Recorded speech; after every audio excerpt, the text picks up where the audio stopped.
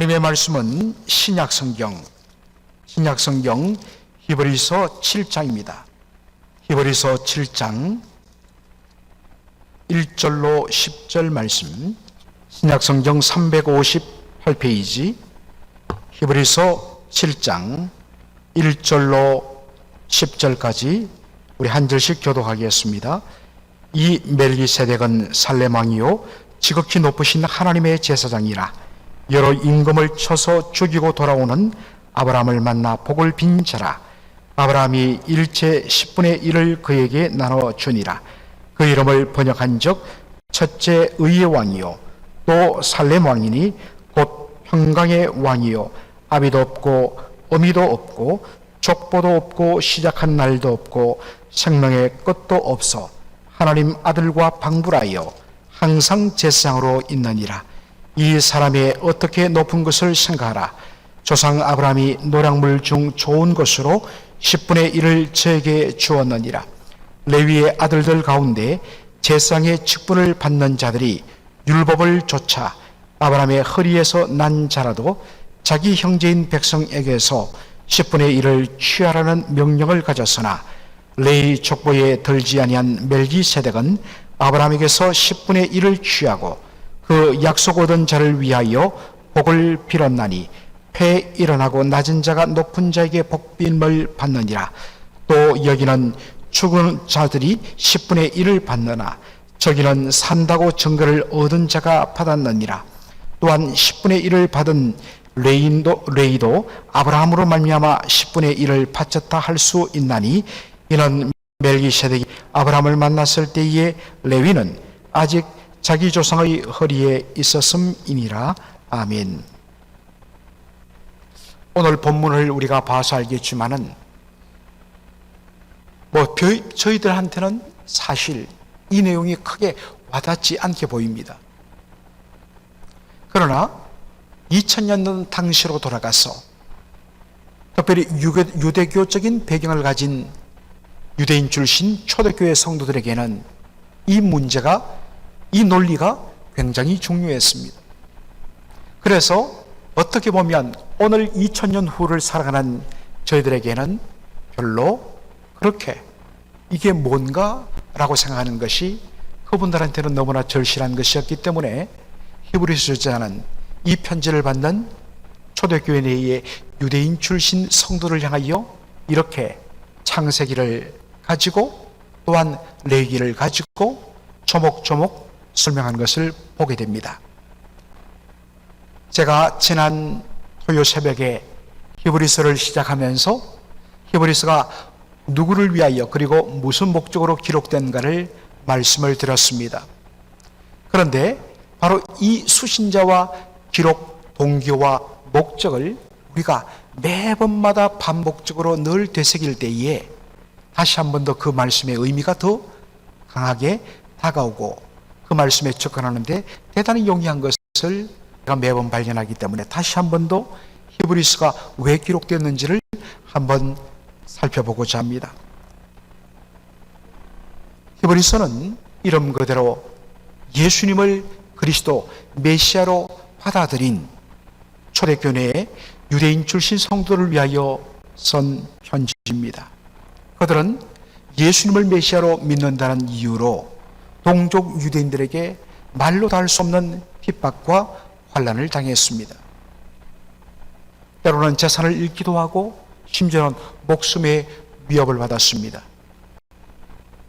그런데 우리가 히브리서를 뒤로 쭉 읽어보면 특별히 왜 이들이 이렇게 흔들렸느냐 했을 때에 히브리서 10장 마지막에 보면 바로 예수 그리스도 우리 주님께서 세컨 커밍 다시 재림할 그 믿음에 대한 확신 때문에 그들은 환난과 핍박을 견뎠는데 시간이 오래도록 지났는데 예수님의 재림은 보이지 않다는 것이죠. 그래서 그 중에 일부 성도들이 흔들렸고 그래서 일부는 유대교로 돌아가는 그런 일들이 일어나게 되었습니다.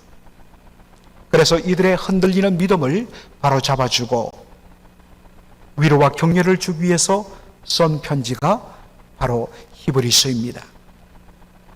이것 때문에 저자는 이들의 흔들리는 믿음을 굳세게 잡아주기 위해서 우리의 믿는 도리의 바로 사도이신 예수 그리스도에 대하여서 그들에게 자세하게 설명하는 방식으로 예수님이 어떤 분이신가, 과거 우리가 유대교에 있을 때 정말 천사들을 우리가 존귀히 여겼고 모세를 우리가 높이 받들었고 더군다나 레위 지파 대제사장들을 우리가 통하여 은혜를 받았는데, 그것과 비교하여서 하나님의 아들 예수 그리스도는 천사와 모세와 대제사장과 비교하여 비교가 안 되는 위대한 분이시다 라는 증명으로 그들의 흔들리는 믿음을 잡아주는 방식을 취했습니다.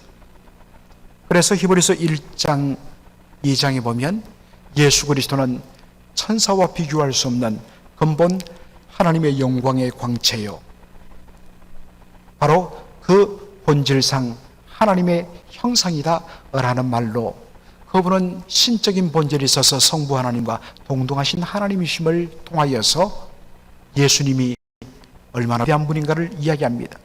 3장에 보면 예수님은 유대 민족들이 가장 존중하는 지도자인 모세보다 더 위대한 분이다. 예수님은 하나님의 아들인데 비하여서 모세는 하나님 집의 종에 불과하다.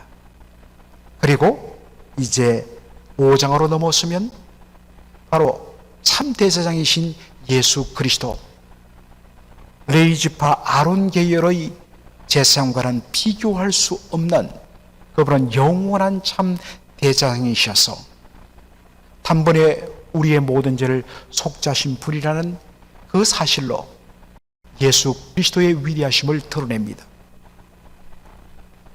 레위 지파 아론의 후손 제사장은, 대제사장은 1년에 단 한 차례 대속죄일에 이스라엘 백성들의 죄를 대신하여 죽임당한 그 희생제물의 피를 가지고 휘장을 열어서 바로 단 한 번 지성소에 들어가서 속죄수 위에 피를 뿌림으로 하나님께서 그 피를 보시고 이스라엘 백성들의 죄를 용서합니다.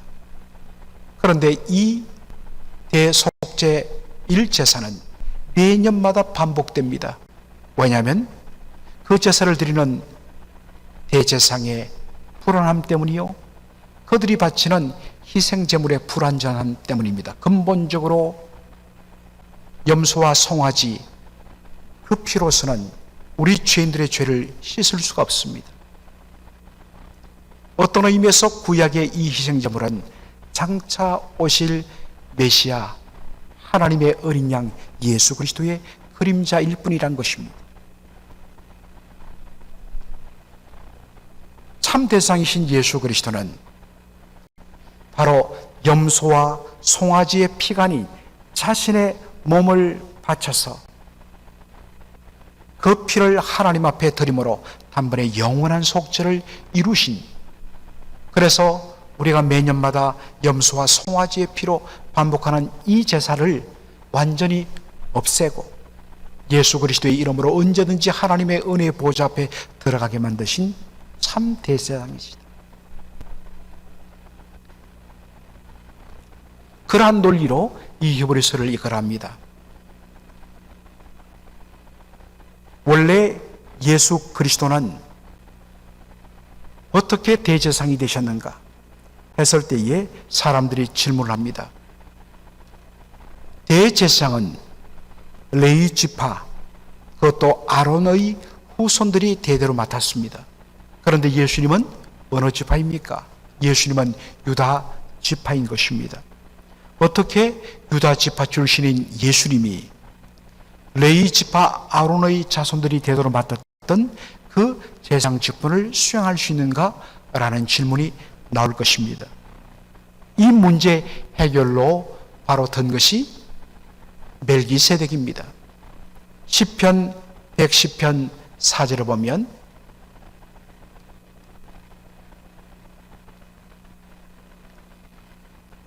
PPT를 좀 넘겨주시겠습니까? 시편 110편 4절에 보니까 이런 말씀이 있습니다. 여호와는 맹세하고 변치 아니하시리라 이러시기를 너는 멜기세덱의 반차를 조차 영원한 제사장이라 하셨도다라는 말씀이 나오죠. 너는 멜기세덱의 반차를 조차 영원한 제사장이라. 여러분, 우선 우리가 확인해야 할 것은 여호와 하나님께서 너는 멜기세덱의 반차를 조차 영원한 제사장이라 한 이 너가 누구냐라는 것입니다. 그것을 시편 110편 5절 다음 PPT를 보시면 확인할 수 있습니다. 주의 우편에 계신 주께서 그 노하시는 날에 열왕을 쳐서 파실 것이라. 주의 우편에 앉으신 주의 우편에 계신 주께서 그 노하시는 날에 열왕을 쳐서 파실 것이라. 주의 우편에 계신 주님은 누구를 뜻할까요? 바로 하나님 우편 보좌에 앉으신 영광을 받으신 예수 그리스도를 가리키는 것입니다. 이 말씀 때문에 너는 멜기세덱의 반차를 쫓아 영원한 제사장이라 한 이것은 예수님을 가리킨다고 봐야 할 것입니다. 히브리서 저자는 이 시편 110편 4절의 말씀을 가지고서 예수님께서 참 대제사장이 된 것은 바로 이 말씀의 성취 때문이라고 그렇게 설명합니다. 멜기세덱의 반차를 쫓아 예수님은 영원한 대제사장이 되신 것이다. 그러면 멜기세덱의 반차를 쫓은 예수님이 아론의 반차를 쫓은 제사장들보다 더 위대하고 더 탁월한 사역을 행하시는 것은 무엇 때문인가? 이에 대하여 히브리서자는 창세기 14장에 나오는 사건을 인용하여서 설명합니다. 창세기 14장을 보면 그 배경이 북방의 5개 나라가 연합하여 갖고 소돔과 고모라를 비롯한 이 팔레스타인 남방에 위치한 나라들을 공격합니다. 그 결과로 수많은 사람들이 바로 노예로 끌려가고 그리고 그들의 재산이 약탈을 당했습니다. 그런데 여러분, 소돔 고모라에 소돔에 누가 살았습니까? 바로 아브라함의 조카 롯이 살았습니다. 롯도 수많은 사람들이 끌려갈 때 함께 잡혀갔고 그의 모든 재산이 약탈되었습니다. 이 소식을 들은 아브라함이 어떻게 행동합니까? 집에서 빌려왔던 318인을 무장시키고 밤을 세워서 따라가서 새벽에 그들을 급습하여서 롯을 비롯한 모든 사람들을 구출해내고 그리고 빼앗겼던 모든 전리품들, 재산들을 되찾아 돌아옵니다.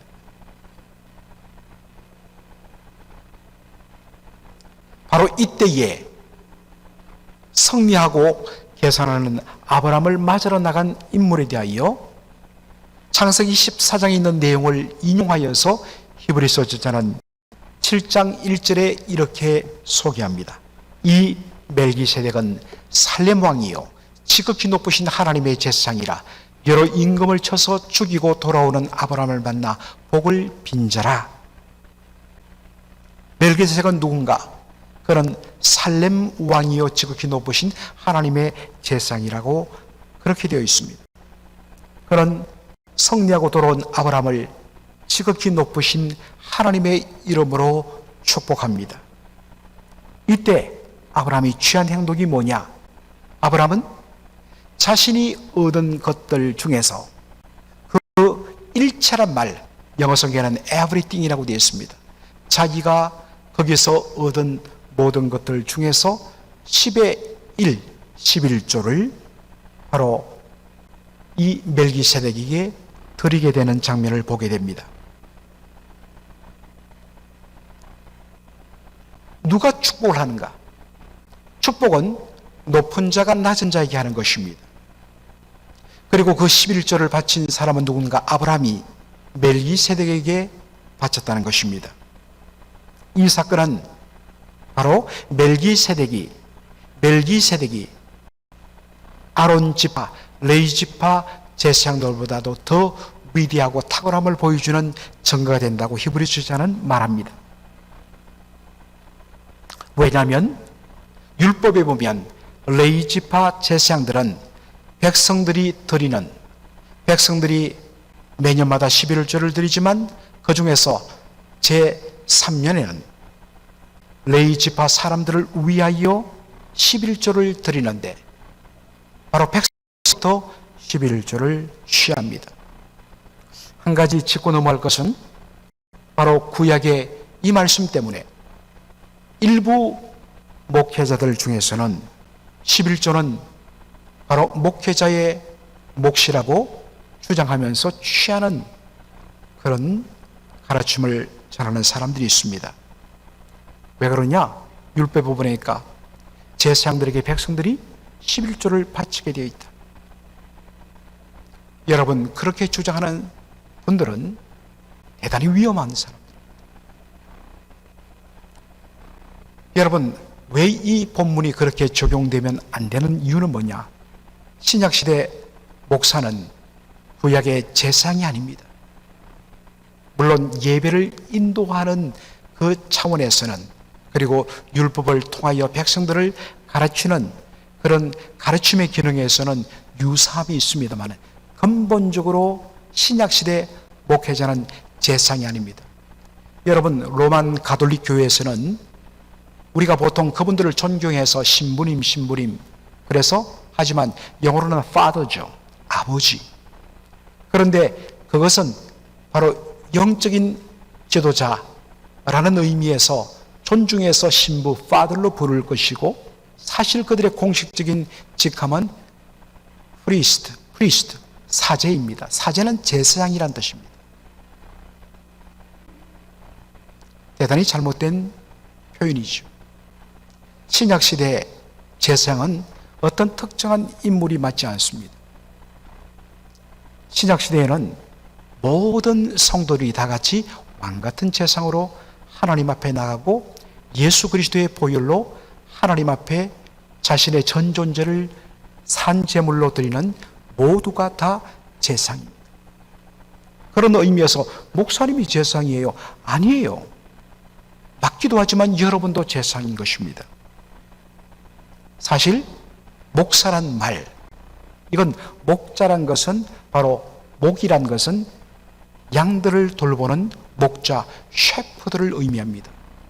그리고 사는 가르칠 사자, 스승사자입니다. 그래서 정확하게 말하면 목회자는, 신약시대 목회자는 성도들을 말씀으로 돌보며 양육하고 가르치는 바로 목자인 것입니다.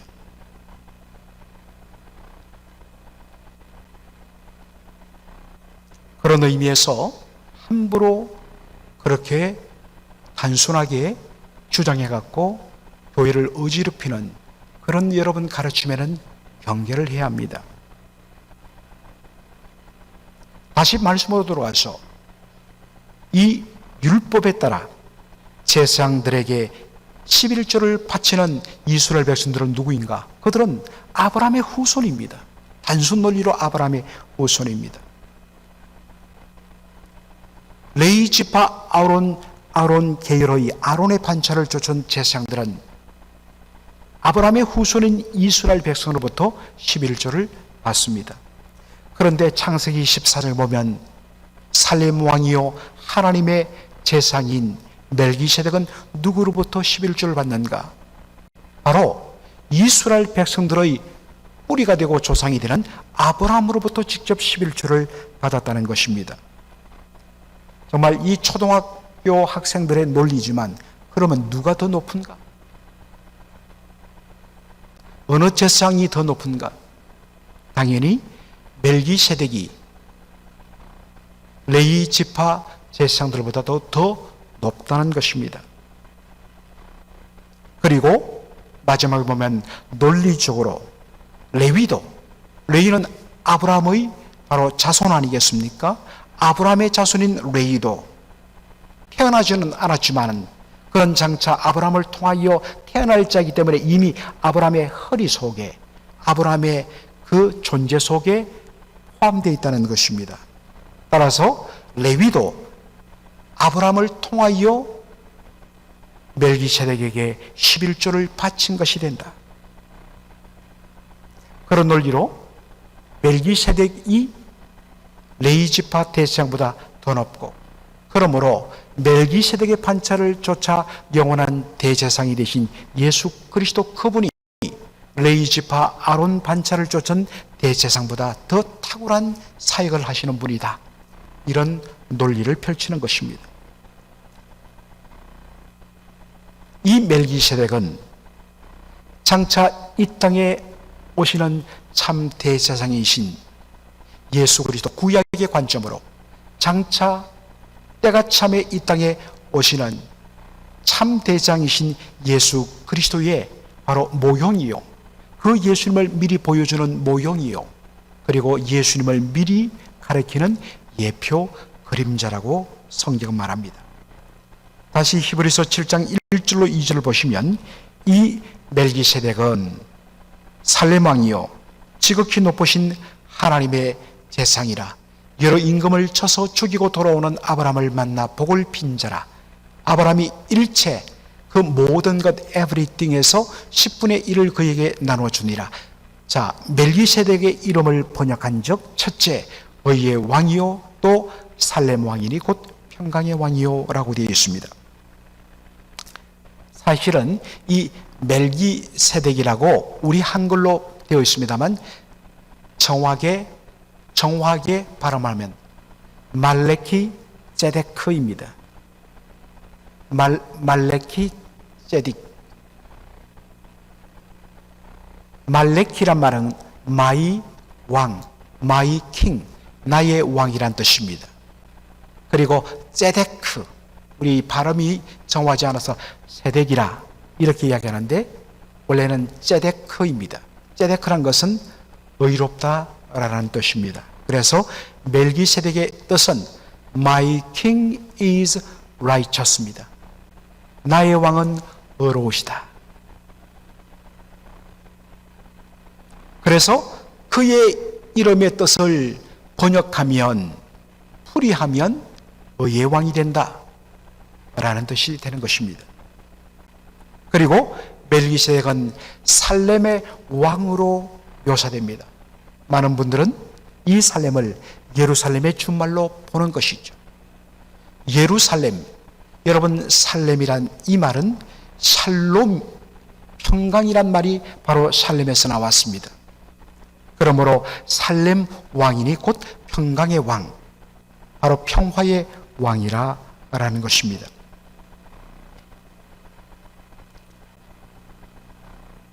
이 멜기세덱은 장차 오시는 예수 그리스도의 모형이요 예표요 그림자라 했습니다. 예수 그리스도는 어떤 분이십니까? 그분은 의의 왕이요 평화의 왕이십니다.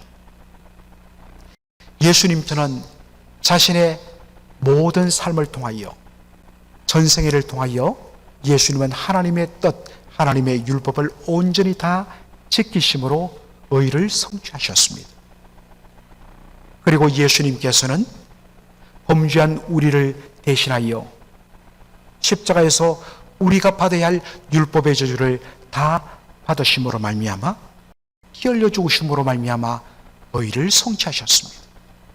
바로 성령의 은혜 가운데 믿음으로 말미암아 예수 그리스도와 우리가 연합이 될 때에 예수님이 이루신 이 놀라운 의가 우리의 의가 되고, 그래서 우리는 믿음으로 말미암아 의롭다함을 받는다라는 그러한 감격을 맛보게 되는 것입니다.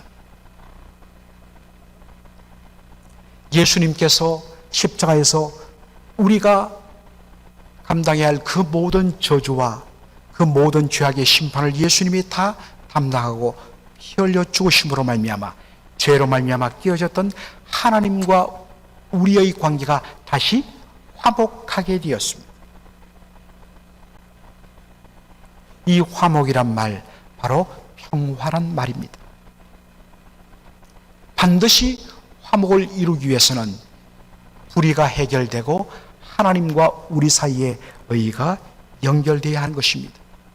이런 측면에서 예수 그리스도 그분은 바로 의의 왕이요 평화의 왕이란 것입니다.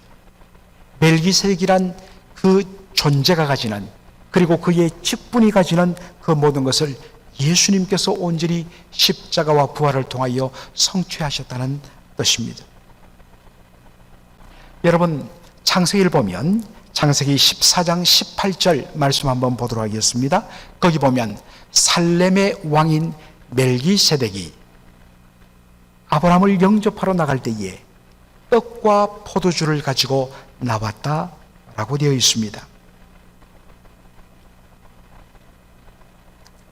이 말씀에 대하여서 리차드 필립스 목사님은 바로 이것은 장차 오실 멜기세덱의 어떤 면에서는 실체가 되시는 예수 그리스도, 그분께서 자신의 살과 자신의 피를 통하여 우리를 영접하시고 우리를 완전히 새롭게 하신 것을 미리 보여주는 그림자라고 이야기합니다.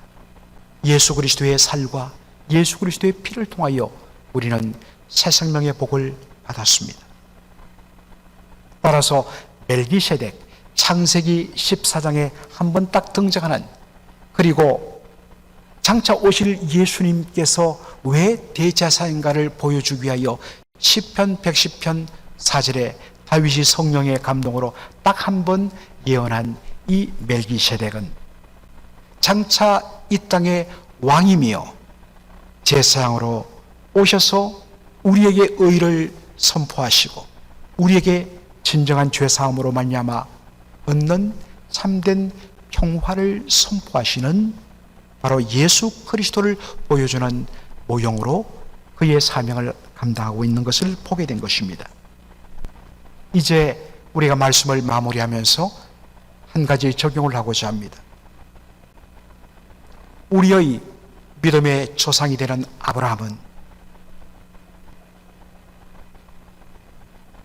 멜기세덱의 축복을 받는 가운데 정말 하나님의 제상인 멜기세덱, 그 의의 왕인 멜기세덱에게 자신의 소득의 10의 1조를 바쳤습니다. 그렇다면 이 멜기세덱이 보여주는 진정한 실체 되시는 예수 그리스도, 진정한 의의 왕이요 진정한 평화의 왕이신, 당신의 모든 전 존재를 통하여 피 흘려 우리를 값주고 사신 우리 주님께 우리는 무엇을 드려야 할까? 우리의 온 마음과 온 정성과 우리의 모든 것을 바쳐서 그분을 경배하며 그분께 영광을 돌려드리는 것이 마땅하다는 것입니다. 그래서 오늘 우리는 찬송가 198장을 부른 것입니다. 아브라함은 예수님의 모형이요 예표가 되는 멜기세덱의 11조를 드렸다면 믿음으로 말미암아 아브라함의 후손된 우리는 그 주님께 무엇으로 섬겨야 하는가? 멜기세덱의 원형이신 예수님을 더 사랑하고 더 경외하고 우리의 모든 것을 통하여 섬기는 것이 합당합니다.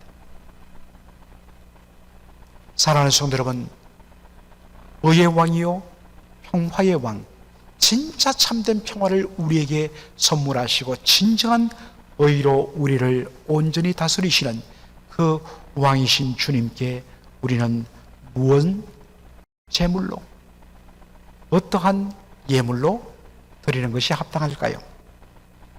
주님께서 진정 받으시기를 원하는 제물은, 그리고 예물은 무엇일까요?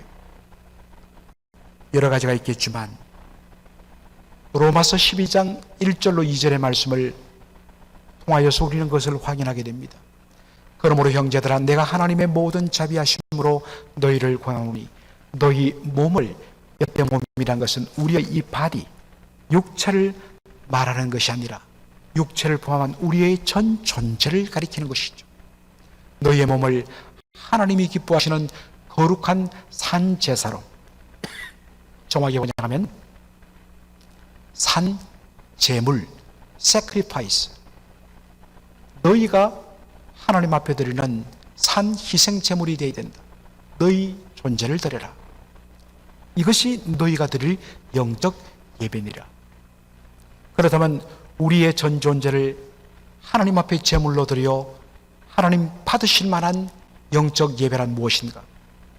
그 출발점은 바로 우리의 삶입니다. 이 세대를 본받지 말고 오직 마음을 새롭게 함으로 변화를 받아 하나님의 선하시고 기뻐하시고 온전한 뜻이 무엇인지 분별하며, 그래서 하나님을 향하여 우리의 전 존재를 드리는 것, 이것이 바로 진정한 의의 왕이요 평화의 왕이신 그분께 우리가 드려야 할 바로 경배의 표시요 예물이 된다라는 것입니다. 오늘도 이 말씀을 따라서 힘을 다하여 우리의 전 존재를 하나님 앞에 거룩한 산 제물로 드리는 저와 여러분이 되기를 주님의 이름으로 축원합니다. 아멘. 살아계신 우리 아버지 하나님,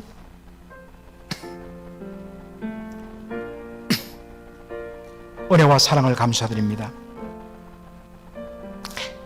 이 복된 새벽에 아버지 하나님께서 히브리서 7장의 말씀을 통하여서 우리의 영혼을 충만케 하여 주신 것 감사합니다.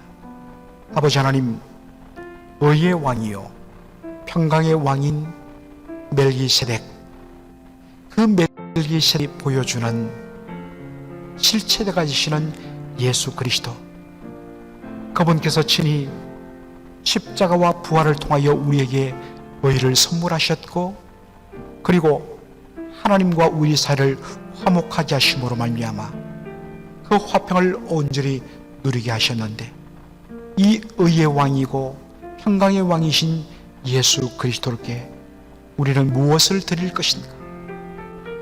그분의 이름과 그분의 그 존귀함에 합당한 예물, 바로 우리의 몸을 하나님 앞에 산 제물로 드리는 그러한 저희들의 삶의 결단이 다시 한 번 더 이루어지고 회복되게 하여 주시옵소서.